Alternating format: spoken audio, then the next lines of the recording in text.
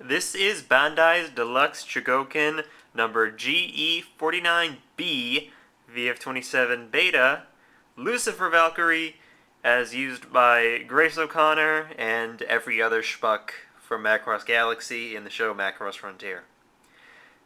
And as you can see, the big difference between this and the Brea Stern release is it is green. And also it comes with the mythical fold booster from the Gallia 4 exclusive set. Of course, this is also a web exclusive, so it's not really a huge bonus. Bah. So, anyway, here is the toy, and it is, as I said in my last review, a fantastic toy. It's a nice, sturdy Valkyrie toy. Nothing feels out of place in this mode. It has appropriately sized landing gear, which collapse very easily.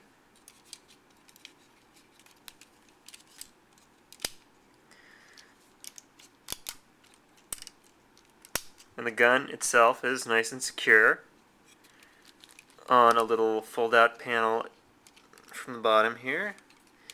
And of course you also have the fold booster, which doesn't do a damn thing, which might be kind of frustrating if you're used to, say, the Yamato fold booster, which actually lights up and, does more stuff. So, yeah, anyway, here's that stupid fold booster that people paid a lot of money just to get. And, well, I'd rather get it with an actual toy.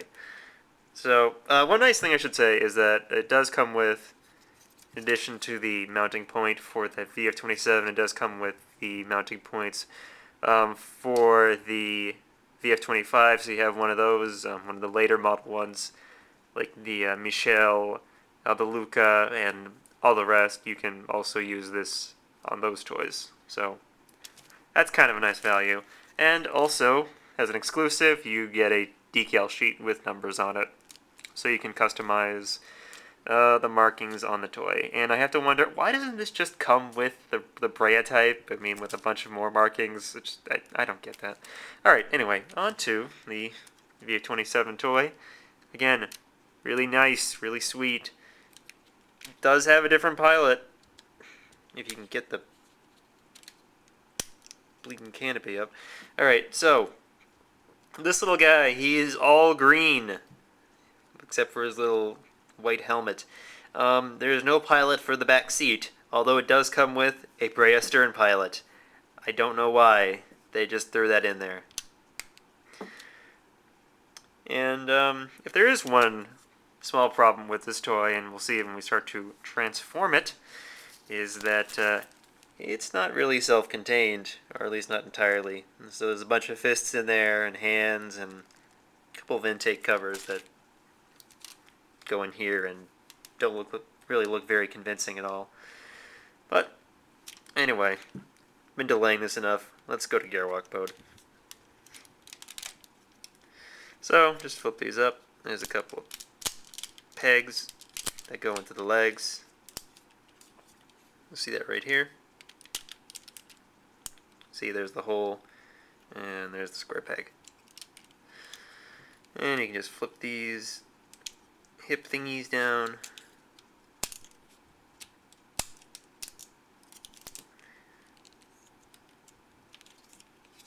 And go ahead and just detach the gun from the little clip on the bottom. And just start by bringing down the legs here. And then I'm just going to pop the shoulder block out, bring the whole thing forward. Pop the shoulder block out on this side and bring the whole thing forward. This is actually a nicer joint. It's a solid die-cast bit right here.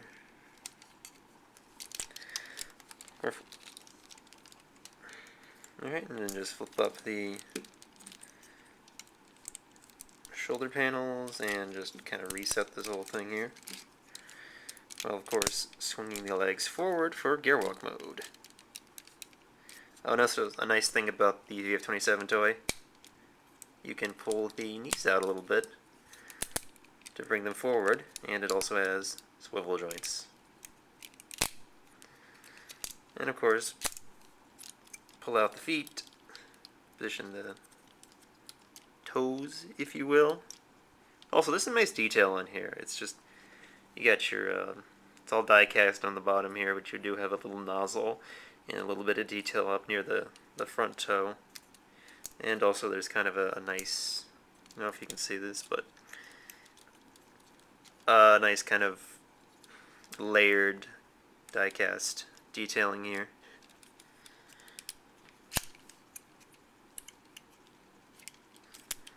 Of course, various details in here and here and everywhere else. It really does look a great deal like the CGI model from the TV show. Alright, just going to stand him up real quick. And just fold these back down. And here you go. Garrock mode. And he's got his karate chop hands in by default.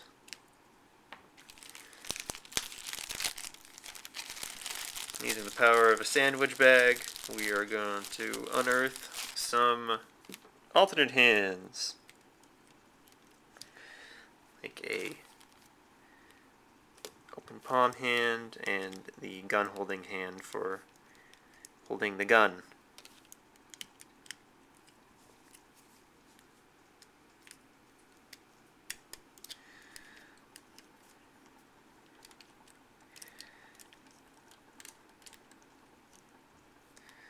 So here we are, VF-27, Gearwalk mode.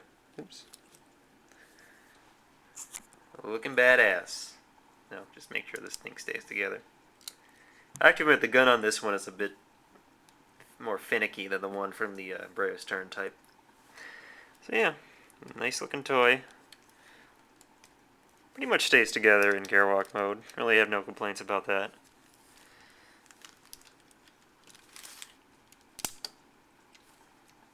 Arm is a little floppy, as you can kind of see there, unfortunately. And also you have things like these moving nozzles on the outboard engines. Oh, and of course you can disengage the shield from the back. The best way to do it is to pop it off at the front, and it comes off, and just plug it right into his arm.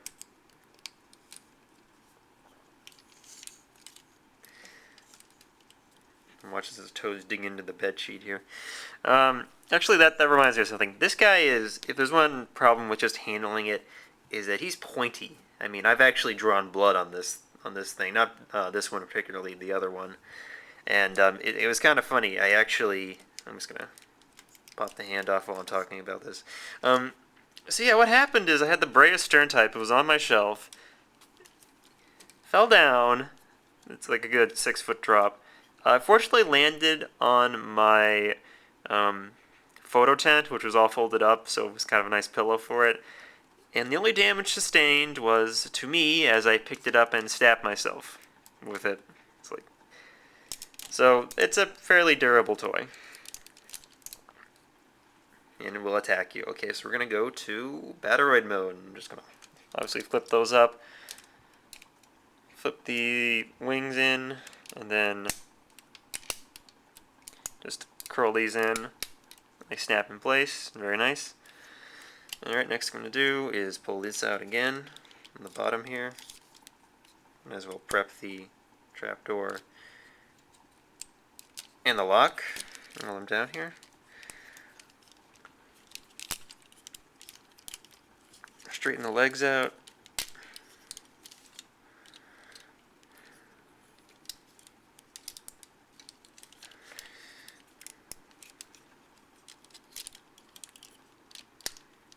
And just snap that whole thing in place underneath here. And now bring this up.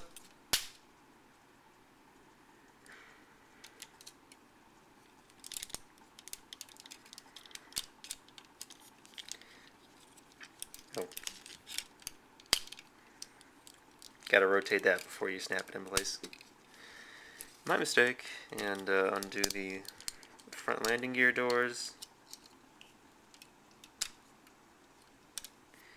Flip down the nose, and then we're just gonna pull the head out.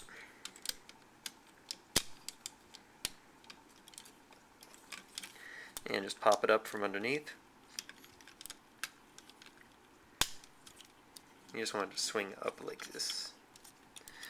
And now we're just able to bring the whole thing underneath. Get this all squared in place, kind of YF-19 style in the transformation. A little SV-51 thrown in there. Pure Valkyrie though. And just bring this whole thing back down. And we have the VF-27 in Battleroid mode. And during the transformation, this actually did come undone. This is the very superfluous, but kind of necessary for the perfect anime accurate look crotch joint. You just kind of snap that in or snap it out. And yeah, here we go. VF-27 mass-produced version in Battleroid mode. Honestly, this is really a nice looking piece. I mean, there's just something about the green, this very Zaku-esque green, that just kind of brings a legitimacy to the toy. And it really does look really nice. It's kind of a shame that you do have to go the extra step to get one of these if you're one of those dirty Gaijin Macross fans. Because it is a Tamashii web exclusive, and you have to get it through a proxy buyer. Rather unfortunate. And of course he's got his sweet blade and the shield.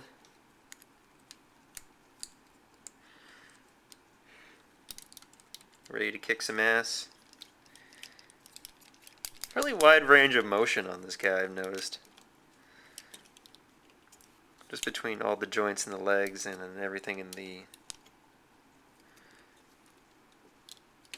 arms as well. You know, you're just looking at something that's solid but fairly posable. And to be perfectly honest, I like this guy and the other one without the gun pod. I mean, yeah, it's kind of cool. It's a BFG, but still, the knife's pretty cool. I do like just the knife.